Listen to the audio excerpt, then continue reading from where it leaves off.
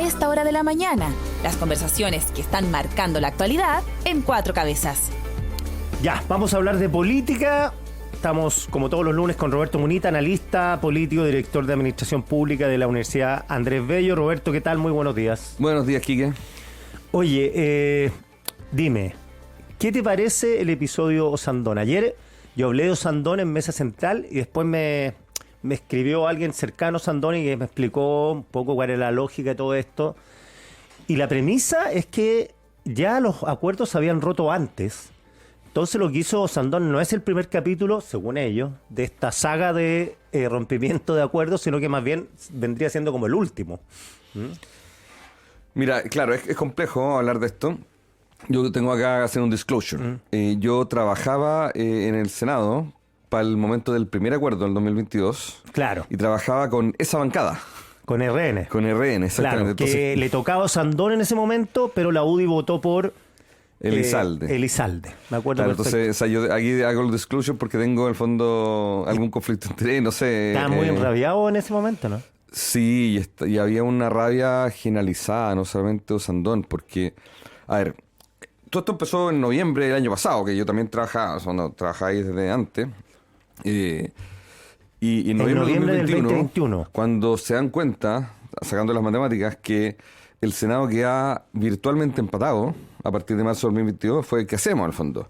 Y ahí hubo varios puentes diciendo ya, repartámonos uno y uno al fondo, y ahí hubo muchas fórmulas. Y el primer año completamente, y ya se sabía que, bueno, sobre todo después de que ganó Boric, que fue en diciembre, era primer año completamente oficialista, segundo año completamente opositor. Después llegaron a la fórmula, no, mejor hagamos los 50-50 al fondo. Si el presidente es de una coalición, el vicepresidente es de otra, etcétera. Y al final no sé cómo llegaron a la fórmula primer y cuarto año para un bloque, segundo y tercer año para el otro bloque. ¿Ya? Claro, la gran pregunta era ¿quién partía? ¿Quién partía? Claro. A todos les gusta partir.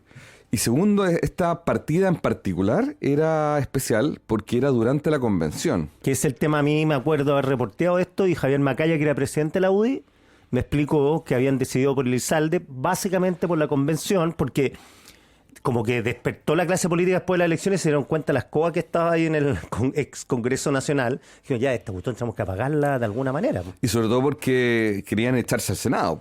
Entonces, claro, entonces el Senado era como su último, ¿cómo se dice? Salvavidas, al fondo. Claro, entonces la lógica era, tenemos que poner a alguien de izquierda para que pueda conversar con la izquierda sensata, claro, de adentro, porque si ponemos a alguien de derecha, esto va a ser un incendio más grande de lo que está haciendo en ese momento.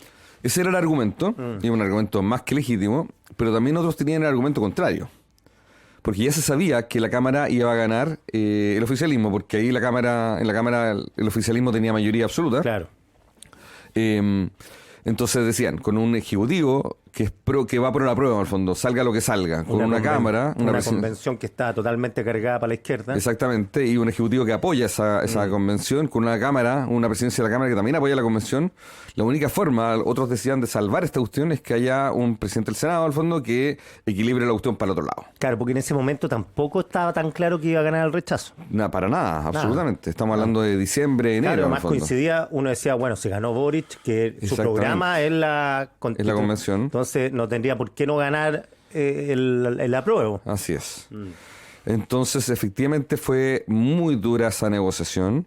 Y al final, claro, se llegó a un acuerdo entre las fuerzas del oficialismo, más la UDI y más Evópoli, del que no formó parte RN. Claro. ¿Qué te parece que haya dos senadores más Osandón que hayan ido en contra de lo que opinaba el partido completo? Fueron los discos los de la votación. Los que cargaron a más la votación, ojo que fue 20... No, fue 28-22. O sea... yo había leído 25-24. No, 25-21 había leído. Entonces yo hacía la suma 3 más para el otro lado, claro. No, yo vi la cuestión en vivo y fue 28-22. Claro, en el fondo, si tú restas esos 3 y se suma el otro, son 25-25. Claro. ¿Cierto?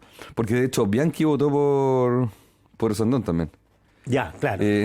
Lo que es bastante raro. Y a todo esto como paréntesis, el 2022, para la primera votación,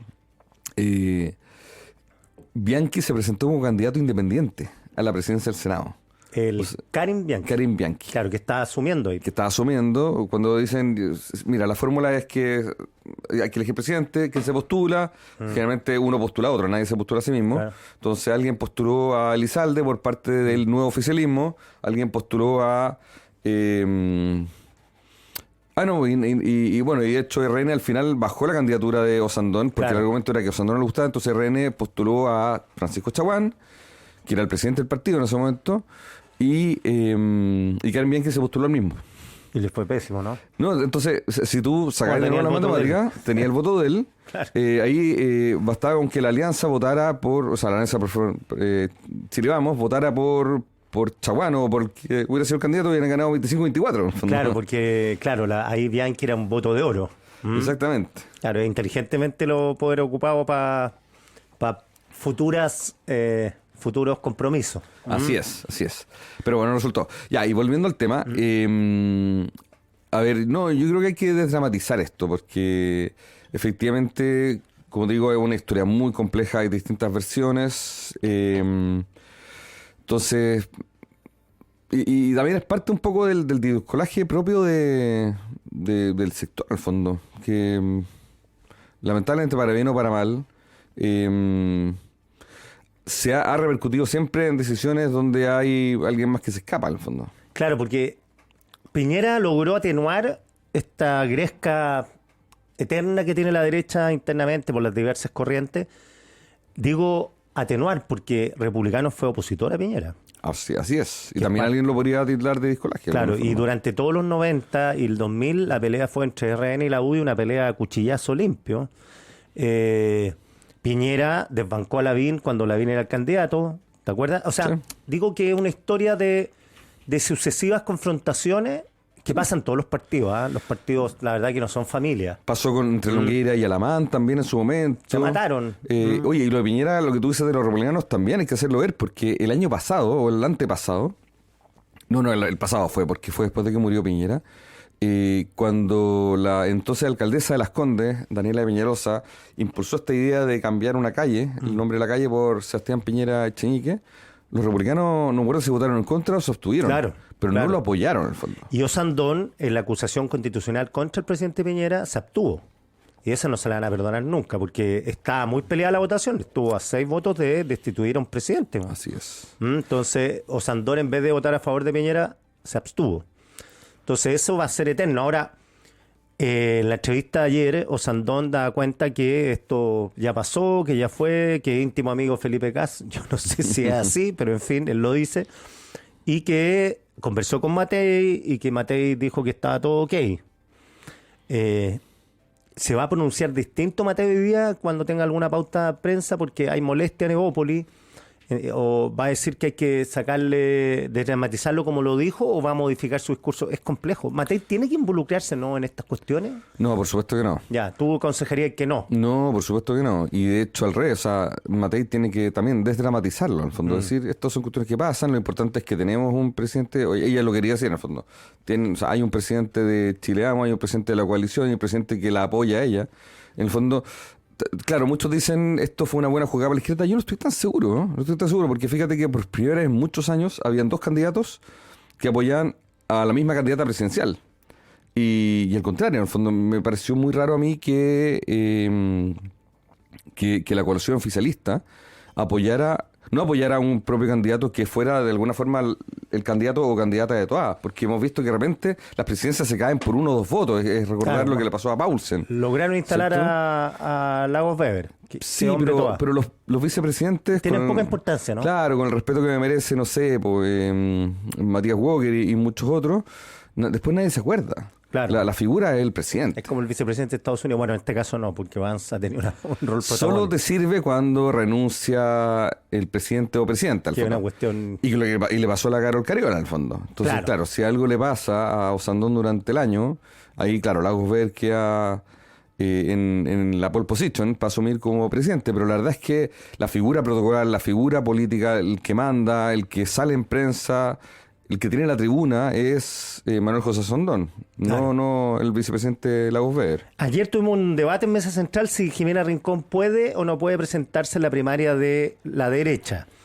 Matías Walker acá me dijo que interpretó, y ayer me lo confirmó porque le pregunté de nuevo, que interpreta una disposición del CERVEL, ya, pero recibí 10 WhatsApp de gente que me dice, es imposible que pueda ir. O sea, esto de la primaria de Rincón Matei es ficción. Mira, yo escuché ayer el debate que tuvieron. Sí, no me metí tanto en el tema, porque si cae Rincón también caería, por lo que están diciendo, Meo, caería Vlado Milosevic. Y Mulet. Caería Mulet, exactamente, porque son dirigentes de partidos que no son nacionales. Esa sería la norma, ¿cierto? Sería la norma. Sí. Claro, hay partidos, no existen los partidos regionales en Chile, pero hay partidos que están... caerían en las primarias. Caerían en las primarias, sí, por supuesto. Pueden presentarse a presidente. Sí. Hay partidos que están inscritos en todas las regiones y otros que no. Entonces, por lo que entiendo, solamente los partidos que están inscritos en todas las regiones podrían presentar candidatos a las primarias. Claro, y a Demócrata le faltan 3 regiones. Claro. Pero me parece a mí que también, o sea, yo también creo que hay un subterfugio. O sea, de hecho tú mencionaste ayer a Danilo Herrera. Yo, para ser franco, viré el programa en la noche, entonces ya era muy tarde para escribirle a Danilo, y hoy día en la mañana lo iba a hacer. La verdad que se me olvidó. Sí, Danilo me dice que pueden invitar a los independientes que quieran. Sí, esa es mi pregunta. Pero ¿qué pasa si Rincón o Mulet renuncian a sus partidos? Por lo que yo entiendo, la ley antidíscolo no rige para elecciones presidenciales. Claro. Entonces ahí hay una fórmula. Claro, porque dicen, Jimena Rincón, dice Danilo Herrera, necesita que Demócratas se legalicen 3 regiones para ser candidata presidencial. En primera lo necesita a fines de abril. La primera vuelta lo necesita el 18 de agosto. El problema es que si renuncian al partido y van como independientes, después no pueden volver a militar para ser candidatos al Parlamento. O sea, tendrían que ir al Parlamento de nuevo como independientes. Claro, me dice que Vlado Mirosevic, Mulet no pueden ir a primaria. Independiente, Carter sí, lo invitan. Jimena Rincón no puede ir. José Antonio Kass y Rojo Edwards podrían ir a primaria. Johannes Kaiser no podría ir a primaria porque le faltan 3 regiones. Eso más o menos. Ahora Kaiser y Kass quieren ir a primaria, así que por ahora. Y Kaiser dice que saca las regiones de acá 2 semanas más. Al fondo dice que está cerquita. Claro. Pero... Y Demócrata tendría que juntar las firmas hasta en un mes. Todo este mes. A mí lo que me llama la atención es que sea tan difícil juntar firmas para los partidos y tan fácil inscribirse como candidato presidencial independiente. Sí, o preinscribirse, digamos. Claro. O sea, no que estén inscritos, por favor, para que no se malentienda. Pero la preinscripción es demasiado fácil. Claro. Oye, me escribió ayer un militante socialista mientras estaba en el programa. Me mostró un WhatsApp que está corriendo dentro de las listas los grupos de WhatsApp del socialismo postulando a Paulina Bodanovich como candidata. ¿Lo ves factible? Toá bajó de 10 a 7 puntos la CADEM en una semana. Sí, y eso tiene sentido en el fondo, porque cuando uno se inscribe como candidato y tiene harta prensa, eso genera un impulso inicial, claro, que después a veces es difícil de sostener. En el fondo, acuérdate de cómo partió Boric. Las primeras semanas tenía mucha más aprobación de la que tiene hoy día, ¿cierto? Hay un entusiasmo inicial que no siempre se mantiene. Ahora, lo que haga el PS va a depender mucho de lo que haga el Frente Amplio y el PC. Claro. Si van juntos o van separados. ¿Y con quién, a quién llevan? Por supuesto, porque si va bajado y no... Claro, porque Winter va a ser, yo creo que va a ser, me lo han confirmado 4 fuentes que va a ser. Pero Winter no es un factor que te permita cambiar el escenario notablemente. Sí, Jadwe o Jara es totalmente distinto, están en la antípoda. Y de hecho yo siento que el Frente Amplio también ha pospuesto su definición a esperas de lo que haga el PC. Porque si es Jara, algunos dicen, ya, vamos con Jara. Jara es prácticamente frente amplista, en el fondo. Claro. Es muy oficialista, muy cercana al presidente Boric, no es dura como Jadwe, no tiene problemas de legitimidad con respecto a Venezuela, claro, etcétera. Pero el partido, que vaya Toá y vaya Bodanovich, puede ser el triunfo Jara. Por supuesto, entonces ahí el PS dice... la votación del socialismo democrático. El PS dice, nosotros somos... O sea, puede decir, no digo que lo diga, puede decir, nosotros somos más cercanos a Toá que a Jara. Entonces, claro, nosotros en vez de darle el puntapié inicial a la campaña de Jara, mejor apoyar a Toá, si no tenemos ninguna figura instalada como está Carolina Toá. Claro, porque esto es igual que el fútbol, uno tiene que ver su equipo, pero el equipo que está al frente también. Por supuesto. Y cambia el escenario, si tú tienes a Jadwe, gana el centro, o sea, a Toá le conviene, pero... Claro, que vayan 2 candidatos al socialismo democrático es raro, porque además si el Frente Amplio mira esto, dice O'Donnell, vámonos con Jara, Exactamente, y tenéis toda Prodignidad o ex Prodignidad votando a favor de Jara y gana. Así es. Así gana. Es. Y Jara sería la candidata, claro, y por el otro lado yo creo que no va a haber primaria al final. Yo creo que sí, incluso aunque sea Matei Carter. ¿Tú crees? Sí. Yo creo que puede darse ese escenario. No digo que vaya a ser, digo que creo que sí, creo que puede darse. Yo creo que le conviene a la candidata Matei. Es tribuna, es recaudación de fondos, es generar este mismo entusiasmo del que hablábamos recién. Oye, pero me quiero quedar un segundo en la primaria del oficialismo, porque también está la figura de Meo. También. Meo que ha estado bien activo ayer. No le está yendo mal en la encuesta. Pero también, eso quería mencionar. De hecho, ayer vi una encuesta, creo que era la... ¿Pulso Ciudadano? Pulso Ciudadano, me parece. Sí. Que aparece muy bajo Toá. Y uno pensaría, para el nivel de exposición que ha tenido Meo, para el nivel de, no sé, de trayectoria, yo me iba a liderar. Porque claro, tú dices Toá, bajó de 10 a 7, tampoco una figura tan potente. Claro.